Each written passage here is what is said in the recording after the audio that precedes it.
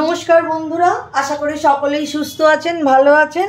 টুকায়ের রান্নাঘরে আপনাদের সকলকে স্বাগত জানিয়ে আজকে রেসিপি শেয়ার করছি। গ্যাসটা জেলে একটা কড়াই বসিয়ে দিয়েছি, দিয়ে দিচ্ছি 1 চামচ জিরে। কি বানাবো সেটা আমি একটু পরে বলছি, আগে এই মশলাগুলো একটু ড্রাই রোস্ট করে নিই। একটু জিরে দিয়ে দিলাম, ওই ছোটো চামচের 2 চামচ নিলাম, বড় চামচ হলে সেটা 1 চামচই হবে। আর দিয়ে দিচ্ছি গোটা মৌরি। মৌরিটাও আমি ওই বড় চামচের 1 চামচ মতোই দিলাম। আর দিয়ে নেব গোলমরিচ, কালো গোলমরিচ গোটা 1 চামচ। সব মশলাগুলো আমি একটু মিডিয়াম ফ্লেমে একটু ড্রাই রোস্ট করে নিয়ে তারপর ঠান্ডা করে এটা গুঁড়িয়ে নেব। হ্যাঁ, এবার বলি যে কি বানাচ্ছি। তো প্রথমেই শুভ সরস্বতী পুজো। সরস্বতী পুজোর অনেক অনেক শুভেচ্ছা, অভিনন্দন আমার পরিবারের সকলকে। আর আজকে বানাচ্ছি তাহলে সরস্বতী পুজো স্পেশাল গোটা সিদ্ধ। তো গোটা সিদ্ধর জন্য আমাদের যা যা সবজি লাগবে সেগুলো আমি পরে দেখাচ্ছি। এখন যে ড্রাই রোস্ট করতে হবে যে মশলা, সেইটা বানিয়ে নিই। তাহলে গোটা সিদ্ধ বানানোর জন্য আমাদের যে যে সবজিগুলো লাগবে, আমি ওই 4-5 চামচের মতো সরষের তেল একটু গরম করে নিচ্ছি। এবার এর মধ্যে একে একে সবজিগুলো দেব। তেলটা গরম হয়ে গেছে, আমি প্রথমে এই গোটা ছোট ছোট নতুন আলু এইগুলো পুরোটা দিয়ে দিচ্ছি। যেহেতু গোটা রান্না তাই আলুগুলো গোটাই দিলাম। এর মধ্যে দিয়ে দিচ্ছি রাঙ আলু। রাঙ আলুগুলো আমি ছোট ছোট পাইনি, তাই আমি একটু বড় রাঙ আলুই ছোট করে কেটে নিয়েছি, ধুয়ে পরিষ্কার করে নিয়েছি। দিয়ে নিচ্ছি গোটা গোটা শিম। দিয়ে দিলাম বেগুন। আমি ওই ছোট বেগুন পাইনি তাই কিছু বড় বেগুন একটু কেটে নিয়েছি। গোটা রান্নাটা যে যার বাড়িতে যেরকম নিয়ম সেরকম অনুযায়ী বানায়, এরকম কোনো ফিক্স নেই, একই রকম নয়। সবাইকার বাড়ির নিয়ম আলাদা আলাদা অনুযায়ী সে সেরকমভাবে করে। আমরা এরকম করি। এইটা খেতে খুব স্বাস্থ্যকর আর খেতে খুব টেস্টিও হয়, আর শরীরের জন্য খুব উপকার। সমস্ত সবজি গোটা গোটা এইভাবে দিয়ে, খুব বড় পেলে আর কি করা যাবে, একটু কেটেই নিতে হবে। কেটে ছোট করে নিয়েছি। এইবারে গোটা সেদ্ধ সবজি তো খুব বেশি ভাজা ভাজা হয় না, তো আমার এই সব সবজি দেওয়া হয়ে গেছে। আর এবার দিয়ে দিচ্ছি শীষ পালং। শীষ পালং শাক আমি বাজার থেকে নিয়ে এসে খুব ভালোভাবে কেটে ধুয়ে অনেকবার করে জল দিয়ে ভালো করে ধুতে হয়েছে। এইগুলো আমি পুরো শাকটা এর মধ্যে আস্তে আস্তে করে দিয়ে দেবো। পুরো শাকটা আমি কেটে নিয়েছি অল্প অল্প করে। এবার এই শাকটা দিয়ে দেবো। দেখতেই পাচ্ছেন বন্ধুরা, শাকটা আমার অনেকটা কমে গেছে, আনাজগুলো অনেকটা কমে গেছে, শাক থেকে জল বেরিয়ে গেছে। এবার আমি এই কড়াইশুঁটিগুলো এর মধ্যে দিয়ে দিচ্ছি। কড়াইশুঁটিগুলো শেষে দিচ্ছি, আর গোটা গোটাই কড়াইশুঁটিগুলো রেখেছি। এবারে দিয়ে আমি এর ওপর একটা চাপা দিয়ে রাখবো কিছুক্ষণ। আমার গোটা সেদ্ধ রান্না হচ্ছে, এটা বেশি ভাজা হবে না, তাই এবার এর মধ্যে দিয়ে দিচ্ছি একটু জল।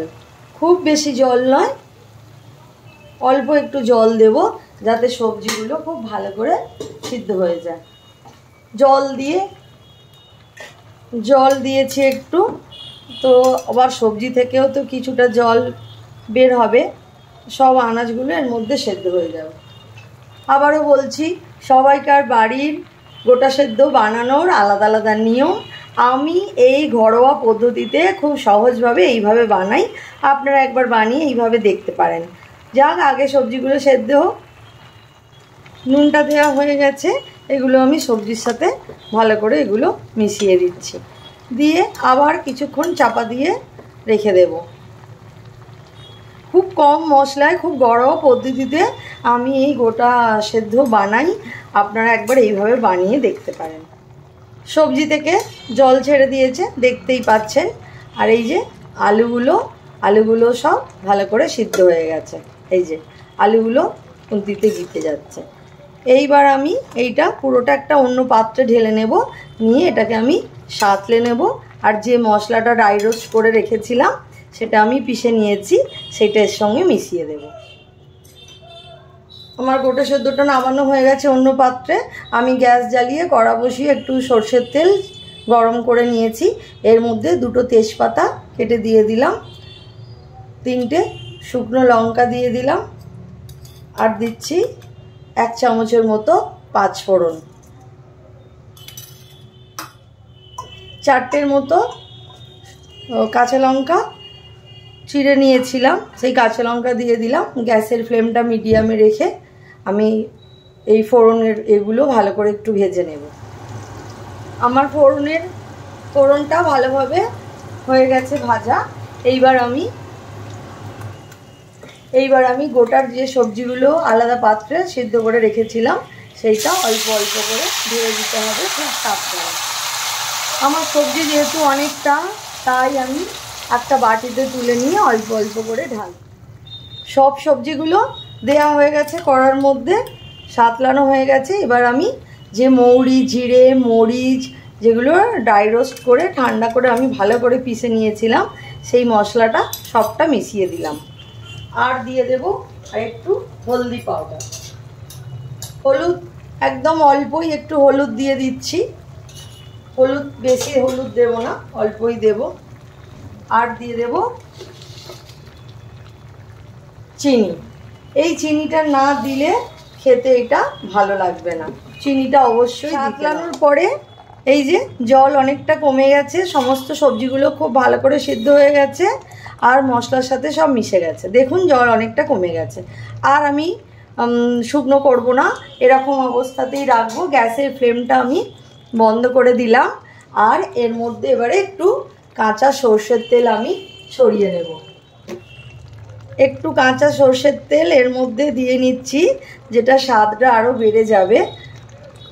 আমরা বাড়িতে এইভাবেই গোটা সেদ্ধ রান্না করি, খুব সহজ আর ঘরোয়া পদ্ধতিতে। আপনারা একবার এইভাবে করে দেখতে পারেন। এটা খেতে খুব অসাধারণ হয়, কোনো রকম ঝামেলা ছাড়াই এটা বানানো যায়। আর এইভাবে একবার করে দেখুন, অবশ্যই ভালো লাগবে, কমেন্টে আমাকে জানাবেন।